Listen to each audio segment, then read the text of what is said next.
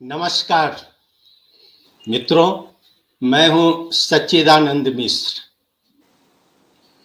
आज मैं आपको परिचय कराने जा रहा हूं और परिचय के आप लोग सभी पूर्व परिचित हैं, लेकिन ऐसे युवा नेता को आपके समक्ष ला रहा हूं जो हमारे पड़ोसी राष्ट्र ही नहीं, हमारे जस्ट पड़ोस मुजफ्फरपुर से निर्वाचित सांसद हैं। मैं आपको बता दूं कि मुजफ्फरपुर जैसे जनकपुर से लेकर और वीरगंज हो, इस बीच में इवन राजबिराज भी, इस सब से करीबी जगह मुजफ्फरपुर है। और मुजफ्फरपुर हम लोग बचपन से जुड़े हुए हैं और मुजफ्फरपुर का नाम वैसे भी आता है, इनके पिताजी स्वर्गीय कैप्टन जय नारायण निषाद जी थे। उनका बहुत बड़ा योगदान है। वो 5 बार सांसद रह चुके हैं भारत के लोकसभा और राज्यसभा मिलाकर, और काफी बड़े नेता माने जाते हैं भारत के। उस समय हम लोग भी पढ़ाई कर रहे थे, 1-2 बार मिलने का भी मौका मिला था। अब संजोगवश आज वो नहीं है, लेकिन स्वर्गीय कैप्टन जय नारायण निषाद जी तो आज नहीं है। हम उनको याद भी कर रहे हैं, लेकिन उनके पुत्र श्री अजय निषाद आज आपके समक्ष उपस्थित हैं, जो कि मुजफ्फरपुर से 2 बार निर्वाचित हो चुके हैं, 2 बार सांसद बन चुके हैं, अभी वर्तमान सांसद के रूप में उपस्थित हैं आपके समक्ष। इनका परिचय मैं क्या दूं? भारतीय जनता पार्टी बिहार प्रदेश के पूर्व उपाध्यक्ष रह चुके हैं और वर्तमान में भारतीय जनता पार्टी पिछड़ा मोर्चा के राष्ट्रीय उपाध्यक्ष भी हैं।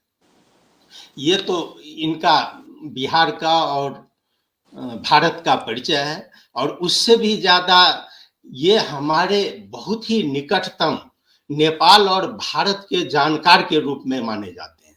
नेपाल भारत सीमा संबंधी कई समारोह कर चुके हैं, और जिसमें कि 1 साल पहले वो काठमांडू भी आए हुए थे, और आज हमारे बीच हिमालनी टीवी का यह प्रोग्राम में उपस्थित है। अजय जी, आपका स्वागत है हिमालनी टीवी काठमांडू में। सभी को धन्यवाद और सभी को बहुत बहुत प्रणाम।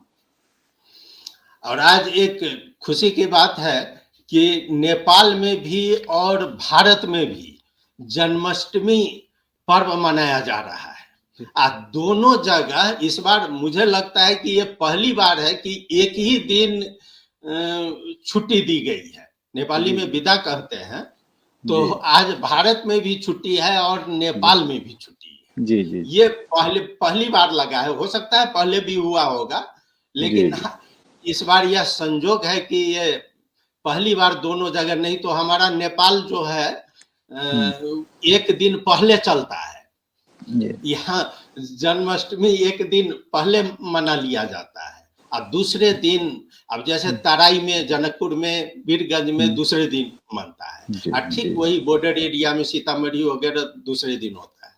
तो जन्माष्टमी का भी सभी को शुभकामना। जी जी, सभी को शुभकामनाएं जी। तो अब मैं अजय जी के समक्ष 1-2 प्रश्न जो हमारे सभी बॉर्डर के लोग अपेक्षा कर रहे हैं, मैं इनके समक्ष रख रहा हूं। अजय जी, सबसे पहले तो आप यह बताइए कि हमारा बॉर्डर जो बंद है, इससे एक हम लोगों में जो है सो बहुत ही छटपटी लगा हुआ है कि कैसे खुलेगी और कैसे हम भारत जाएंगे और कैसे भारत में मिलेंगे। इसका क्या वजह है? ये कब तक खुल सकता है, आप बताइए। देखिए, जहां तक मुझे लगता है कि अब ज्यादा दिन नहीं रह पाएगा। भारत में जो जी वैक्सीनेशन की संख्या आप देख रहे हैं कि अभी 1-2 दिन पहले हमने एक दिन में लगभग 1.5 करोड़ की संख्या में वैक्सीनेशन लगाया है। और भारत में जी वैक्सीनेशन का रफ्तार जो बहुत फुल स्पीड में चल रहा है। और हम लोग का टारगेट है कि सितंबर महीना में बहुत ज़्यादा हम लोग वैक्सीनेशन कर लेंगे। तो जैसे ही जी पूरा देश वैक्सीनेशन में हो जाएगा तो हमको नहीं लगता है कि बॉर्डर खोलने में कोई परेशानी होगी। जैसा आपका भी देश नेपाल जो है, हम लोग का वैक्सीनेशन भी वहाँ भी बहुत तेजी में हुआ है और भारत भी बहुत मदद भी किया है। शुरू में जिस समय वैक्सीनेशन भारत में बना था उसी समय जितने भी भारत के मित्र देश हैं सभी जगह प्रधानमंत्री माननीय नरेंद्र भाई मोदी ने उपलब्ध कराया था। हालांकि विपक्ष की आलोचना भी इसमें आई थी, बिना उसके परवाह किए भारत के जो भी मित्र पड़ोसी देश हैं सभी जगह प्रधानमंत्री ने वैक्सीनेशन देने का काम किया था। उनका एक सोच है, जो फ्रंट वर्कर हैं जो हमेशा ड्यूटी में रखते हैं, डॉक्टर हो, पुलिस हो, हेल्थ वर्कर हो, सभी लोग वैक्सीनेशन हो ले लेंगे तो संक्रमण की संख्या उन लोग पे नहीं रहेगी और देश सेवा में उनको काफी मदद मिलेगी। तो ये प्रधानमंत्री का सोच था और इससे जो भी पड़ोसी मित्र देश हैं उनसे संबंध भी प्रगाढ़ होते हैं। इसलिए प्रधानमंत्री का निर्णय जो है हम लोग ने अथी में लिया और उसका फायदा भी हम लोग को दिख रहा है। हमको अब ज्यादा नहीं लगता, हमको लगता है कि 1 हफ्ते 10 दिन में बॉर्डर खुलेगा।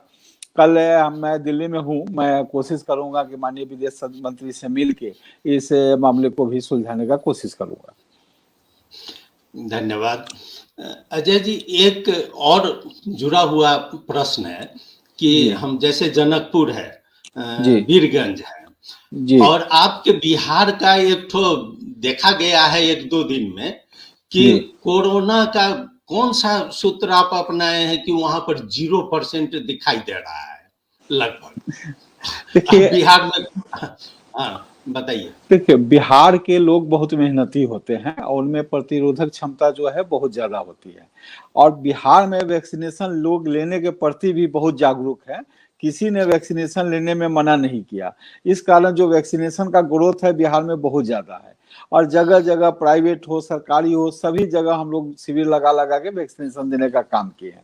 उसमें माननीय मुख्यमंत्री नीतीश कुमार का भी पहल रहा है, बीजेपी बिहार का भी पहल रहा है, और सारे जितने भी संगठन हैं, एनजीओ हैं, जितने भी पढ़े लिखे लोग हैं, सुदीवीग हो, चैम्बर ऑफ कॉमर्स हो, लायंस क्लब हो, सभी लोग का सहयोग लिया गया है, जिसके कारण जो है वैक्सीनेशन का रफ्तार बिहार में बहुत अच्छा रहा है।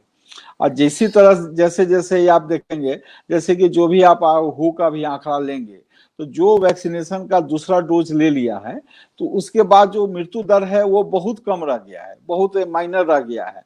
तो वैक्सीनेशन ही इसका समाधान है कोरोना का। और धीरे धीरे संख्या लगातार तो बढ़ ही रही है।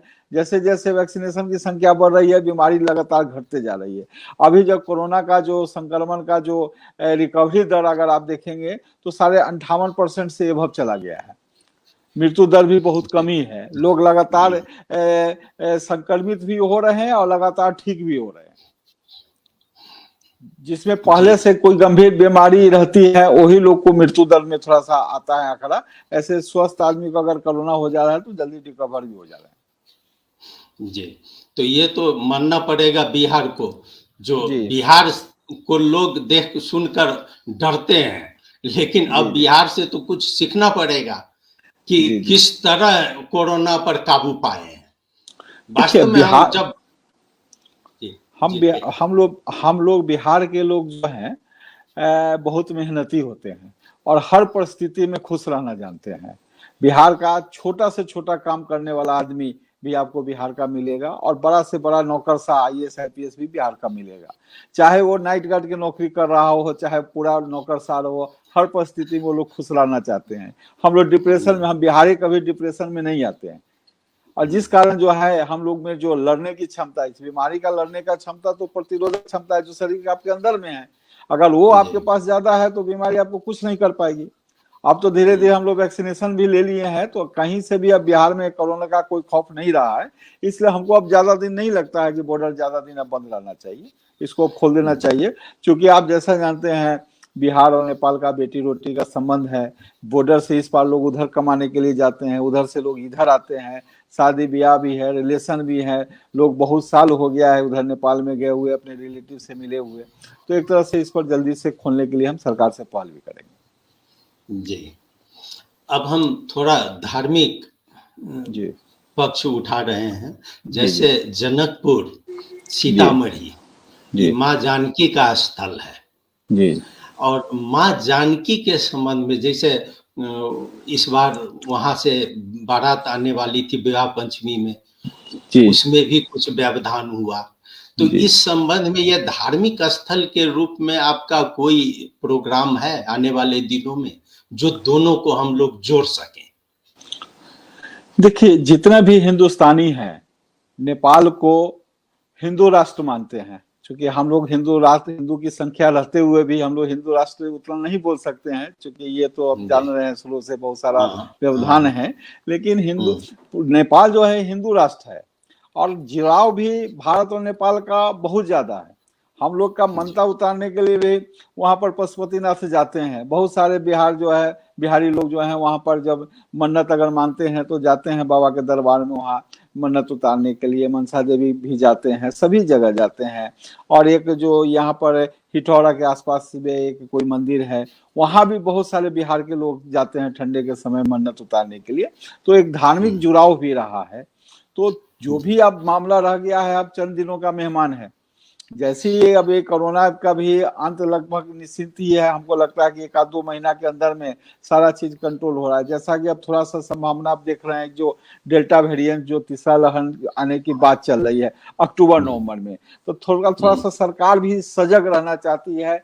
और कोई भी नया जो है चुनौती लेने के मूड में सरकार नहीं है।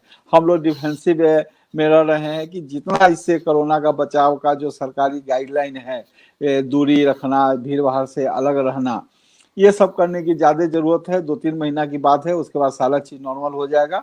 और ये तो समझिए कि ये तो बीमारी चाहे संक्रमण, अगर आप इतिहास देखेंगे तो हर 100 साल के बाद कोई ना कोई ऐसा घटना होती है जिसके कारण जो है पूरा विश्व परेशान होता है। इससे पहले भी 100 साल पहले भी आया था बीमारी। तो इससे अभी लड़ने की जरूरत भी है और बचने की भी जरूरत है।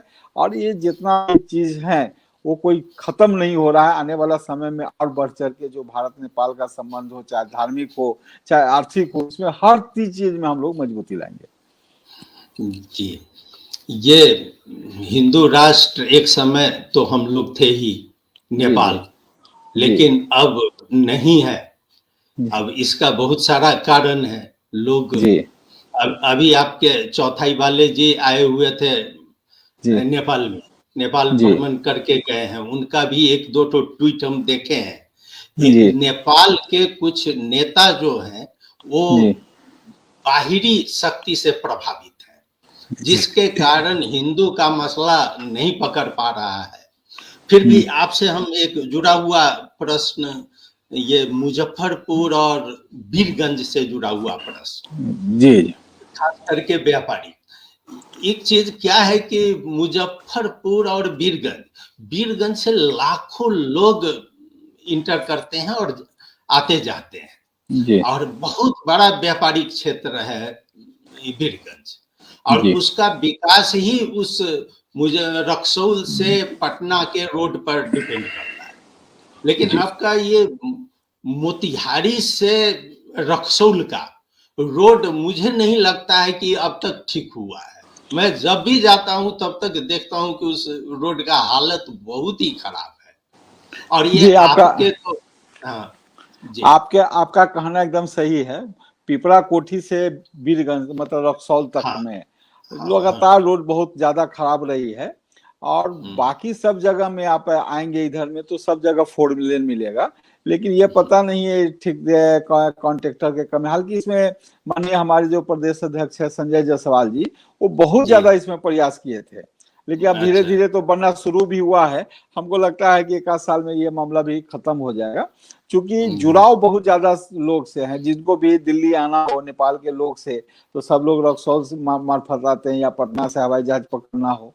और हम लोग तो प्रयास भी किए थे कि रक्सौल हवाई अड्डा भी चालू हो, मुजफ्फरपुर हवाई अड्डा चालू हो। उसमें भी अब धीरे धीरे माननीय नागरिक उड्डयन मंत्री ने इस दिशा में भी संज्ञान में लिया है। तो आने वाला समय में हो सकता है कि रक्सौल आपका हवाई अड्डा भी जुड़ जाए आने वाले समय में।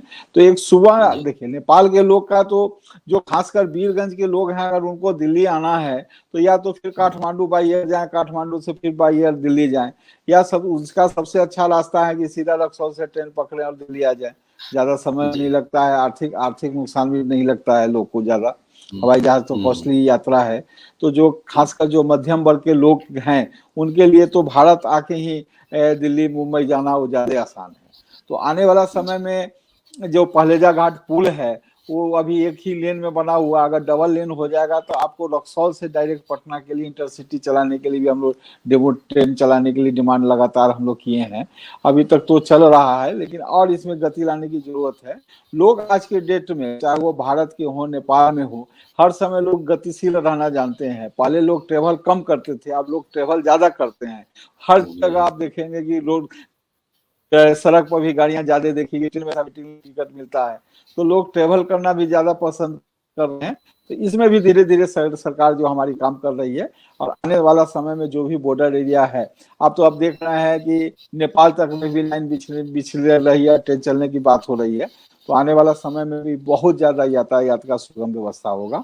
हम तो सरकार से भी डिमांड करेंगे, माननीय नगर उड्डयन मंत्री ज्योतिरादित्य सिंधिया से मिलकर कोशिश करेंगे कि बहुत पहले आपको याद होगा कि पटना से डायरेक्ट काठमांडू के लिए जहाज चलता था, बीच में वो बंद हो गया। तो कहीं ना कहीं से फिर ये जहाज जो है वो जुड़ा जाए बिहार से, क्योंकि बिहार के लोग बहुत लोग काठमांडू आते हैं, काठमांडू से बहुत लोग बिहार जाते हैं, तो इसको चला जरूरी है। जी, एक्चुअली यह प्रश्न मेरे तरफ से नहीं है। जब कल यह मीडिया में सार्वजनिक हुआ कि आप आ रहे हैं, तो मुझे रक्सौल से एक दो मित्र फोन करके पूछे, कहे जो कि भाई मेरे तरफ से यह प्रश्न कर देना कि हम अजय जी से अगर मिलना चाहेंगे तो यहाँ से मुजफ्फरपुर जाने में हमको बहुत परेशानी होती है। तो नहीं, बात तो सहमत है इस बात से। और वो जानना चाहते थे कि रक्सौल में कुछ वैकल्पिक मार्ग का भी प्रयोग निर्माण होने वाला है, जो कि वीरगंज और रक्सौल के में जाने में काफी परेशानी होती है। क्या ओवरब्रिज की संभावनाएं हैं? जी जी, हमको लगता है कि जितने भी कमर्शियल गाड़ियां जो गुड्स की जो बॉर्डर क्रॉस करती है उनका क्यू इतना ज्यादा लंबा रहता है। लोग जो आम आदमी जो अपनी छोटी गाड़ी से जाना चाहते हैं वीरगंज, उनको भी 2 घंटा 3 घंटा जाम में फंसना पड़ता है। हम भी 1-2 बार फंसे हैं वहां पे। तो सरकार को भी चाहिए, खासकर ये जो भारत सरकार के वाणिज्य मंत्रालय है उनका भी इसको करना चाहिए पहल की, जो कमर्शियल गाड़ियां हैं उनको जाने के लिए अलग रूट रहना चाहिए। जो जो लोग है, जो व्यापारी वर्ग लोग हैं, चाहे कोई इलाज के लिए जा रहा हो, चाहे कुछ काम के लिए निजी काम के लिए जा रहा हो, तो उनको यात्रा करने में इतना समय लंबा व्यतीत नहीं करना पड़े। जो 10 मिनट के रास्ता के लिए 2 घंटा 3 घंटा समय लगे तो कहीं से ये निश्चित नहीं है। इसमें दोनों सरकार को पहल करना चाहिए। हालांकि वीरगंज में तो ज्यादा प्रॉब्लम नहीं है। जैसे हम इंडियन कस्टम पार करते हैं तो वीरगंज में तो चूंकि अब तो नया बाईपास भी बन गया है, वीरगंज में भी बहुत ज्यादा सुधार हुआ है। नेपाल सरकार भी बहुत ज्यादा कंसर्न है। अब तो नया भी एक रास्ता शायद बन रहा है जो आने वाला समय में 2.5-3 घंटा बाई रोड भी आप काठमांडू जा सकते हैं। लोग जा भी रही है छोटी प्राइवेट गाड़ियों से। जी।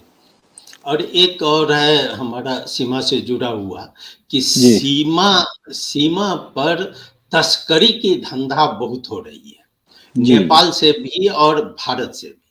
तो इसमें जैसे ईंधन तस्करी है, अनाज तस्करी है, लेकिन सबसे ज्यादा एक हो रहा है मानव तस्करी जी, जो इधर से उधर, उधर से इधर, आपको मालूम ही होगा।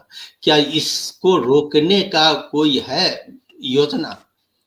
देखिए, सरकार तो लगातार काम कर ही रही है भारत के। आपने देखा कि बॉर्डर एरिया में एसएसबी का भी गठन हुआ है जो बॉर्डर एरिया में कंट्रोल कर रही है। इस पर भी खासकर जो स्मगलर लोग हैं उन पर भी नकेल कसा जा रहा है।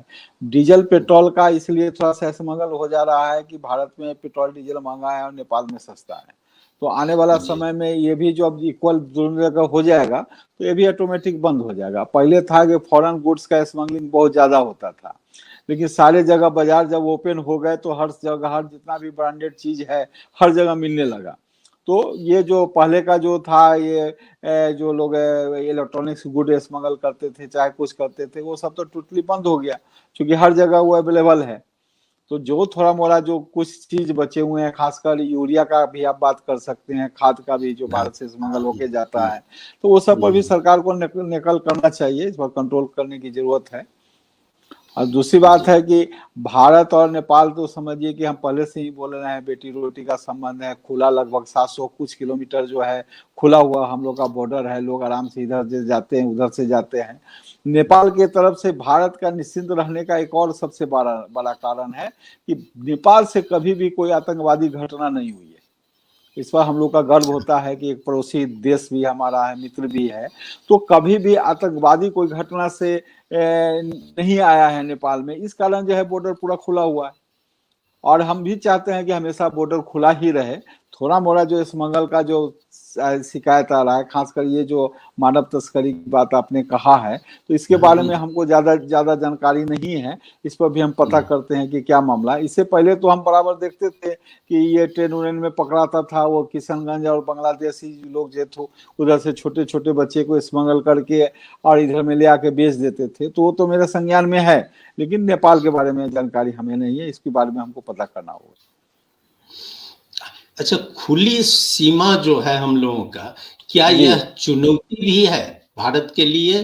नहीं, भारत के कोई चुनौती नहीं है सर। देखिए, हम तो पहले ही बोल रहे हैं कि भारत का कोई आतंरिक खतरा नेपाल से नहीं है और लोग आराम से आ जा रहे हैं। एक बार बॉर्डर अब सील हो जाने के बाद फिर डिमांड होने लगेगा कि फिर पासपोर्ट चाहिए, वीजा चाहिए, तो ये सब ठीक नहीं है। एक खुला हुआ मित्र देश है, पड़ोसी देश है और नेपाल के बारे में जितना नेपाली लोग का सम्मान यहाँ पर भारत में होता है, भारत के लोग नेपाली लोग को बहुत सम्मान की दृष्टि से देखते हैं, तो ये सम्मान हमेशा कायम रहना चाहिए। और दिल में, अब जब एक दूसरे के दिल में हमारे लिए जब जगह है तो बॉर्डर कोई बड़ी बात नहीं है। सब आदमी आज के डेट में तो हर आदमी के पास एक मोबाइल हो गया है जो तीसरा आंख है।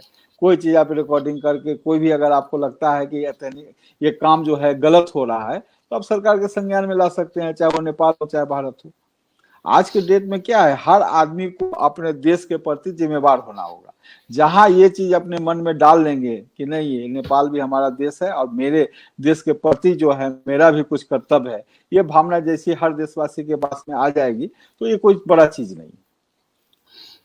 देश की जितनी बड़ी आबादी है, 135 करोड़ की आबादी है, तो उतनी बड़ी आबादी के लिए उतना फोर्स भी सरकार तो माहौल नहीं बना सकती है ना। तो उसके लिए तो आम जितना भी नागरिक हैं उनको भी देश के प्रति जिम्मेवार होना चाहिए। तो आप मानते हैं कि नेपाल और भारत के बीच में पासपोर्ट सिस्टम लागू नहीं हो, जो संबंध बरकरार है वो रहे? जी एकदम संबंध वैसा ही रहना चाहिए कि आपको अगर जरूर, देखिए अब तो भारत में भी कहीं भी अगर आप ट्रेवल कर रहे हैं तो आपको पासपोर्ट भले आधार कार्ड या पैन कार्ड लेके चलना होगा। कहीं आपको ट्रेन का टिकट लेना है तो उसमें भी आपको परिचय दिखाना पड़ेगा। कहीं आप होटल में स्टे कर रहे हैं तो वहां भी आपको आइडेंटिटी कार्ड, आम इंडियन को भी है। तो उसी तरह से नेपाल में जा रहे हैं तो अपन कोई एक अपना आईडी रख लीजिए और जाइए, घूम फिर के आइए। इसमें जरूरत हमको नहीं है, क्योंकि ये दोस्त देश में तो देख रहे हैं कि शादी ब्याह भी है, लोग का रिलेशन भी बहुत ज्यादा है। चुनाव भी होता है तो हम लोग को बुलाया जाता है कि नहीं, बॉर्डर एरिया में आप लोग की संख्या बहुत ज्यादा है। तो एक दो बार हम चुनाव प्रचार में भी नेपाल में गए हैं। अच्छा, हाँ जी। तो ये दोनों तरफ से हो रहा है। हम लोग भी तो कभी एक बार वैशाली में गए थे चुनाव प्रचार करने, एक बार बेगूसराय में। ये संबंध ही ऐसा है जिसमें कि पासपोर्ट की आवश्यकता बिल्कुल ही नहीं, एकदम बिल्कुल नहीं है और आने वाला समय में भी नहीं रहेगा। अब चूंकि हमारे प्रधानमंत्री का जो सोच है वो तो आप देख ही रहे हैं कि अपने पड़ोसी देश के लिए भी वो जो उनके दिल में रहते हैं वो हमेशा उनके लिए वो हमेशा काम करते रहते हैं। चलिए, आपके माध्यम से आप प्रधानमंत्री श्री मोदी जी को भी हम बधाई देना चाहते हैं और उनके प्रति आभार प्रकट करना चाहते हैं, जैसे कि उन्होंने ही शुरुआत किया नेपाल में कोरोना वैक्सीन भेजने का। भले ही अब जो भी प्रॉब्लम आ गया हो, लेकिन शुरुआत तो उन्होंने ही कर दिया था। और आज स्थिति यह है नेपाल में कि आज ही का एक रिपोर्ट आया है कि 2 करोड़ लोग कोरोना वैक्सीन तो नहीं लेकिन एंटीबॉडी नेपाल में डेवलप हो गया है। नेपाल सरकार का ये शुरुआत उन्हीं का है, तो उनके प्रति भी आभार है। और अब एक अंतिम प्रश्न है और एक जिज्ञासा भी। अब जैसे हम लोग बात कर रहे हैं, यह इसकी भाषा हिंदी है।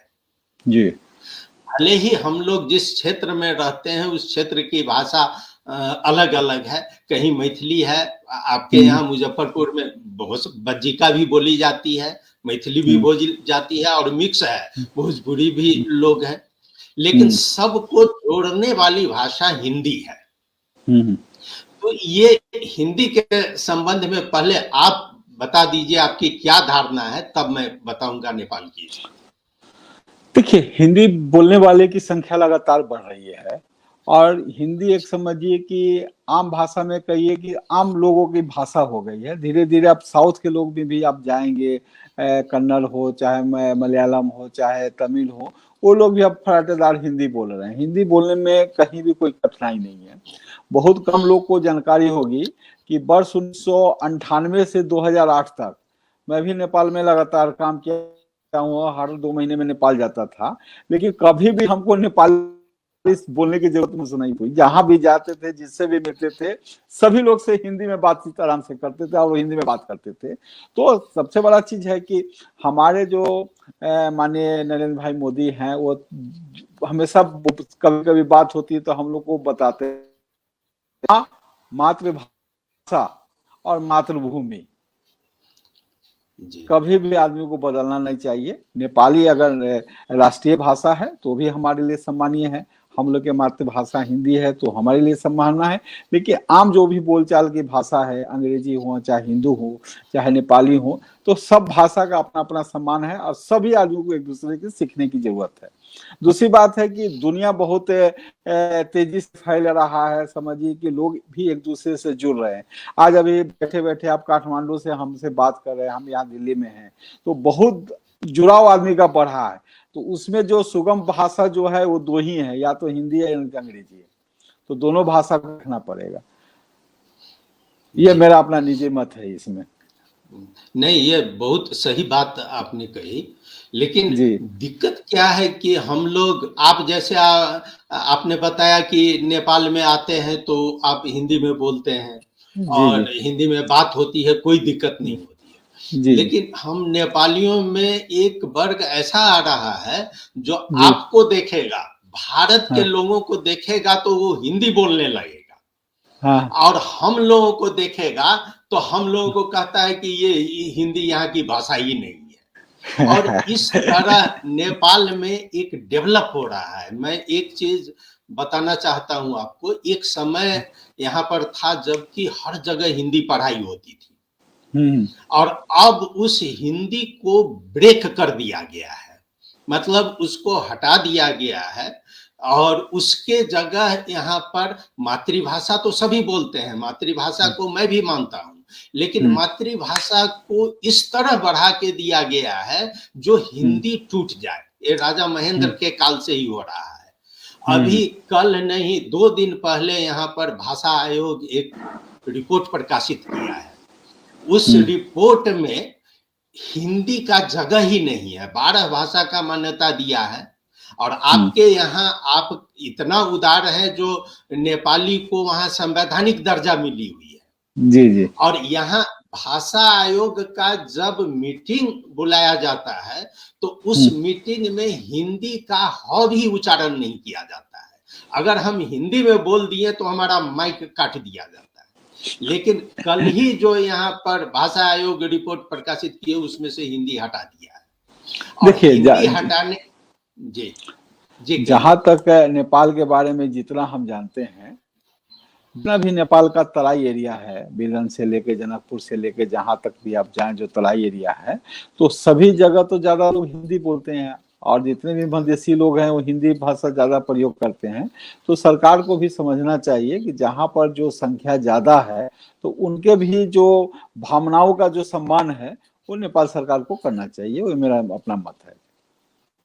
चलिए, ये बहुत अच्छी बात है, आप बहुत अच्छा संदेश दिए हैं और आपके इन बातों को मैं पूरा यहाँ पर सबके बीच पहुंचाऊंगा। आपने समय दिया, इस समय के लिए बहुत बहुत आभार। नहीं मिश्रा जी, जब भी आप हमारी जरूरत पड़े आप जरूर बुलाएं, हम जरूर आएंगे। जरूरत होगा हम काठमांडू भी आएंगे। नेपाल से मैं जुड़ा हुआ रहे हूँ। बहुत लोग हमारे साथी के लोग कहते हैं कि आप नेपाल पे इतना ज्यादा काय ध्यान रखते हैं। हम नेपाल में बराबर मेरा जाना रहा है, बिजनेस में मैंने किया है। नेपाल में जितने भी लोग थे उनसे भी बहुत जुड़ाव रहा है। और खासकर जिस समय 2008 में जब मैंने ये बिजनेस बंद किया, उससे पहले अगर हमको नेपाल के लोगों से परिचय इतना जितना अभी हुआ है, उस समय रहता तो शायद मैं बिजनेस भी बंद नहीं करता, क्योंकि भाई में भी मैं अकेला था, व्यापार भी देखने वाले नहीं थे ज्यादा लोग। इस कारण हुआ कि फादर बोले कि ज्यादा व्यापार मत बढ़ाओ, तुमको पॉलिटिक्स में भी आना है, तो इस कारण हम बंद कर दिए।